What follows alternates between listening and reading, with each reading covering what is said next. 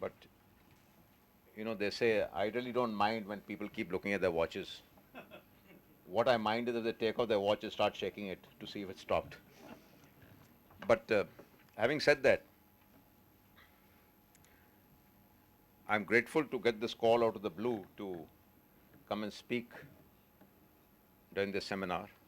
And I'm especially privileged to have Jan Nambiar chairing this session, because the first time I ever had opportunity to speak when he was present was way back in 1980, when he was a DS in the Staff College and I was a student there.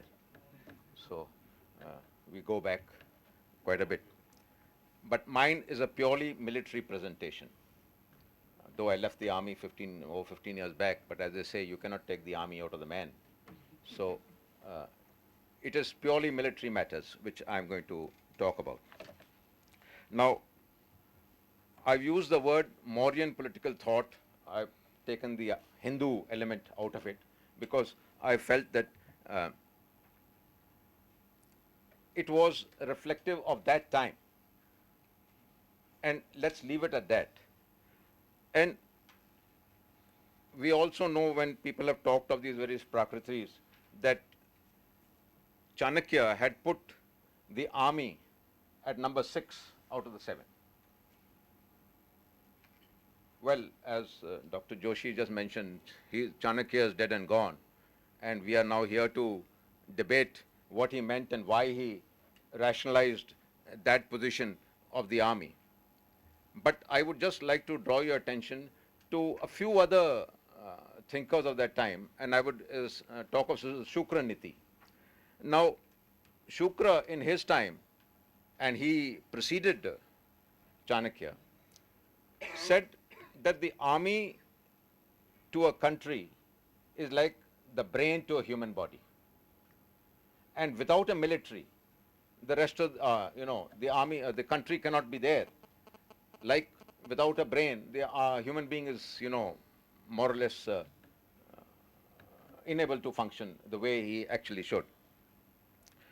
Now, how was the army organized? We have already talked of, the Chaturang, the 4 elements, and well, elephants are no more there in the armed forces today.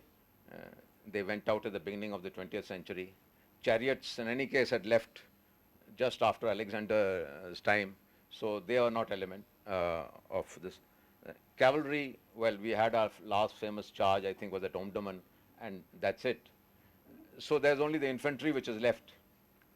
But Chanakya also very nicely brought out the elements which are the composition of the army. And he had brought out that, you have the Mawla, the standing army. Then you have the Bharta, which is the, army of local volunteers. Then he had called what he termed as Shreni, and what Kangle refers to as guild cooperators. But I would change the terminology slightly and say it was actually mercenaries which were to be employed. And then you had the Mitra, your allied forces and all, which we all understand.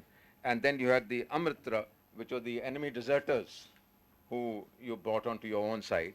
And finally, you had the Atavi, which were the tribal levies which you could employ if they were on your line of march, that kind of thing.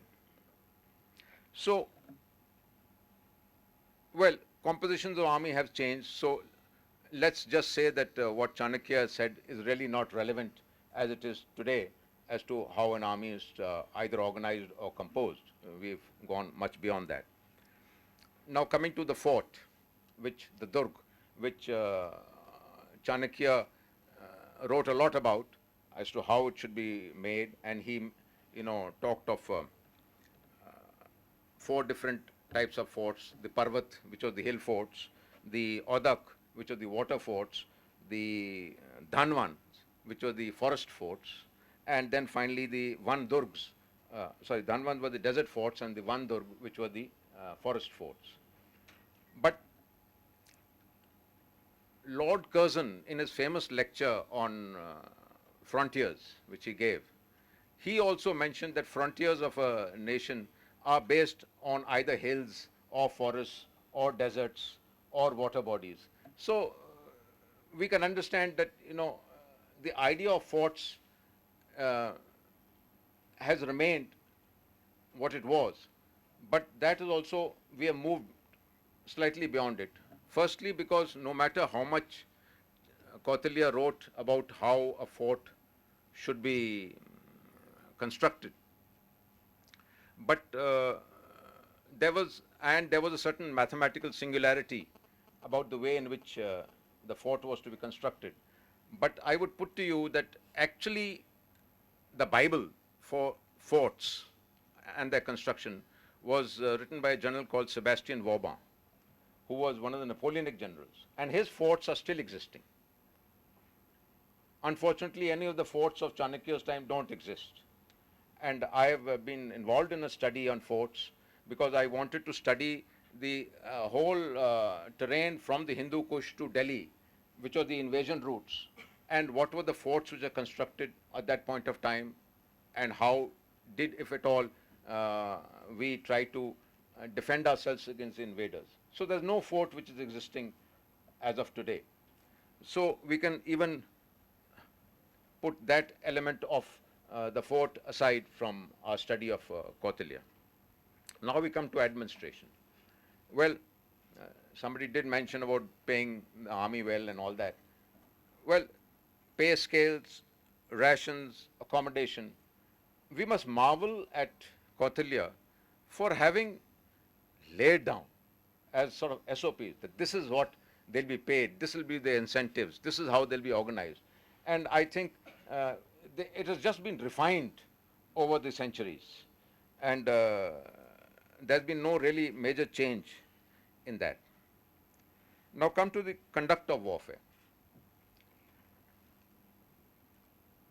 Shaurya has always been a, element of how a warrior behaves. But that was always linked to niti or dharam. And that has been taken from the Dharmashastras, which are the books of law. So, while we talk of, fighting and, dharam yodh, but let's face facts. The Ramayana, the great epic, had the dharam yodh school of thought emerging victorious. But in the Mahabharata, it is actually the devious school which emerged victorious. So let us not go so much by, just saying that because it was that at that point of time. You have got to see things according to the circumstances. I've got stories for that, but I will leave it for whatever it is. I'll not talk of the upayas because that also has been spoken of a lot. Coming to campaigning, which now today people refer to as the operational level of war. Things have not changed much because whatever analysis you do before the start of any campaign which you got to do is related to these factors which are laid down on the slide, your relative strengths, your reasons for starting a campaign, how will you employ your troops, are there any possibilities of revolts or anything in your rear, you do a cost-benefit analysis, you find elements of treachery, whatever it is, but these are the points which he had laid down, and I think that they are still relevant today. Coming down to actual combat, Chanakya said that he who is possessed of a strong army, who is successful in his intrigues, who has applied his mind against any dangers which may be possible, he should undertake an open fight. But otherwise, if he is not strong enough there, then he should organize himself in a treacherous fight. So this is, I would say that he has combined both the dharam and the kutayodh into one. And as is well known, the Pakistanis have been studying Arthaśāstra for quite a long time. I'm fully aware, I've spoken to some officers of the Pakistan Army, who one very proudly told me that his dissertation in the Staff College was on the Arthasastra. And here we've really not got down to a serious business of even the military personnel studying it the way it should be. Then he has also said he should strike the enemy when the latter's army is in trouble. And if he has, he's laid down that if he has secured a favorable position, then he should strike the enemy when he is in an unfavorable position. Now, these are military verities. We all know them. But as I said, it is something to marvel that here's a man 2 centuries ago, 20 centuries ago, who wrote down, or more, wrote down these things. And we have a written text by which we can go by. No, sir. Arthaśāstra is a written text. That's a separate debate. Okay, we'll go. But then he has given, I'll just go over these slides, quickly so that you can see that these are the quotes which he gave, because I'm conscious of the time, but this one in particular is important, that if of the two things, a slight annoyance in the rear and considerable profit in front, vis-a-vis going against an enemy when he is not there, he has always said it is the thing which is in your rear which you must be bothered about more than going against the enemy in front of you, even if the profit is more. Again, he has said that of the acquisitions and gains which you make through military success, it is more or less the same thing which I had mentioned earlier, and he's spoken of it in a rather convoluted language, but the fact remains that he has said, and the last sentence is that last line is, he should accept only that profit which is possessed of most of the above good characteristics. That means he's talked of doing things with certain moral principles to be borne in mind. Then he's of course given the sequence in which these 4 upayas of Sam, Dan, Dand, Bhed and Dand are to be employed, and I think they are relevant even today. This point has also been highlighted by earlier speakers, that you don't fight the people, you fight against the enemy who's in front of you.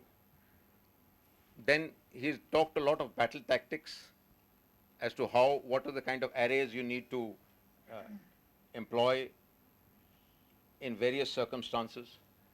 And the interesting thing is that he even talks of preemptive attacks, which today we may talk of as treacherous, at that time, but he said these are quite in order if you feel that that is going to give you dividends in battle. The last point, I say, the commander must not press hard a weak but desperate foe, is something which even Sun Tzu talked of, that golden gate.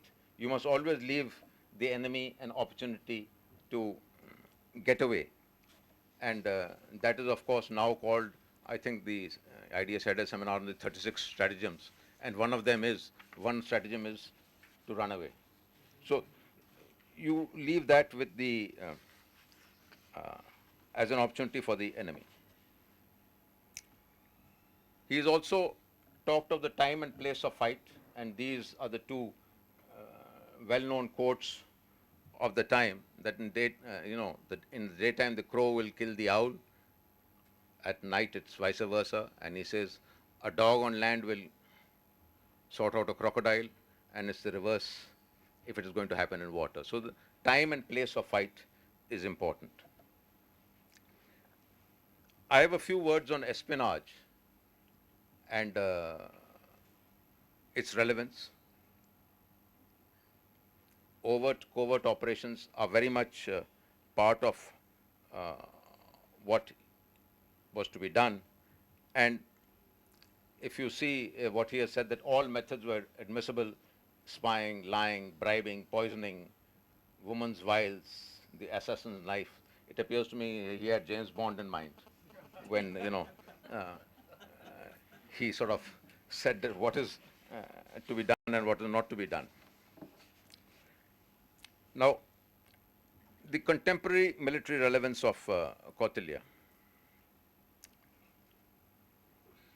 Planning, decision making for conflict, all depends on what is your level of power at that point of time, and that is a verity which is there today. And he's talked of, present day warfare talks of intangible assets which you have and intangible assets. And what I would like to say here is that Lawrence of Arabia, in his book Seven Pillars of Wisdom, wrote that man has had, 2,000 years of experience of warfare, and yet he is inept at it. So, if something has been written by Kautilya in his time, still there are elements which intangible factors which come into play in warfare, which can, tilt the balance one way or the other. But he still emphasized that you employ your strength against enemy weakness. And that is what today we need to do. Today, the armed forces and the elements of power which you can bring in are very diverse. The spectrum of warfare is also enlarged so much. But the fundamentals of warfare still remain the same. Today it's very fashionable to use the term war. And we say war against drugs, war against poverty, war against. But I think we must hark back to what Clausewitz said. He said that if people who say war against this, that, and the other, they are non-professionals. When he says the currency of war is violence, you have to kill or be killed, and that is what is there even today. He said like the currency of trade is money. So that allegory which he draws is still relevant today, and no matter what else happens, it is still you have to either occupy the enemy territory or dictate terms to him, which is how warfare is to be fought. And national interest has to override moral policies or principles, because everything depends. If there's no state, what morality are you going to have?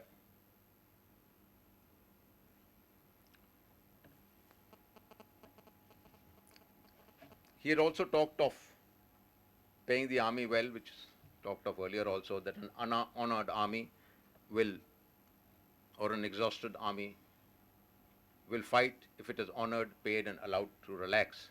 But a dishonored army with resentment in its heart will not do so. This has also been brought out that the strength is power and happiness is the end. So a king should always endeavor to augment his own power and elevate his own happiness as well as the happiness of his subjects. A few words. While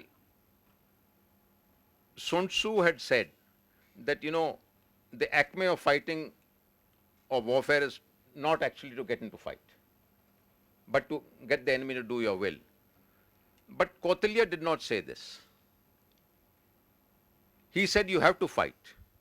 But you must understand that this was to be seen in the light of his time. A Kshatriya, he could not say, I will, he said, I have to fight.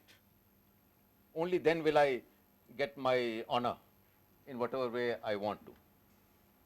And that is why Kautilya also at one stage says, don't put Brahmins into the fight. Because the Brahmin, somebody will just, postulate himself and then he'll say, Jai Ho Bhava, and he will not, fight him. Whatever. So,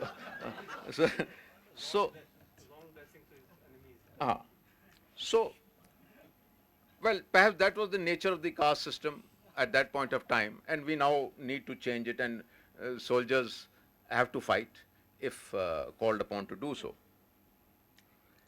I would only like to say that today we go into conflict for political reasons, but we stop fighting for military reasons. So the political problems keep lingering. So we have to develop a greater understanding. Kautilya's solution was in saying that whichever the conquered territories or whatever it is, be nice to them, win them over and all that. But today, with the way national boundaries have become so hardened, people have started identifying themselves in so many different ways, it will become difficult to win over people in the way perhaps Kautilya envisaged. I would like to end with just 2 points which are not really military but slightly political. First is that Kautilya himself renounced his ministership and Chandragupta also renounced his throne. It was a great lesson for people to say, if my time has come, now I need to leave the throne or leave the chair. Somebody has to take a lesson somewhere.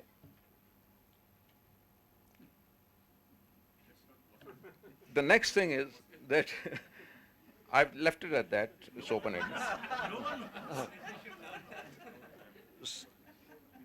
Next thing is that, human nature being human nature, in warfare, we keep repeating the same mistakes.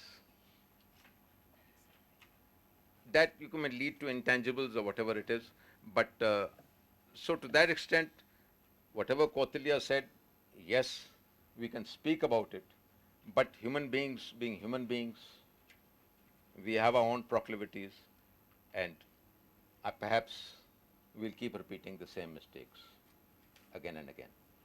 I rest my case. Thank you, sir. Yeah.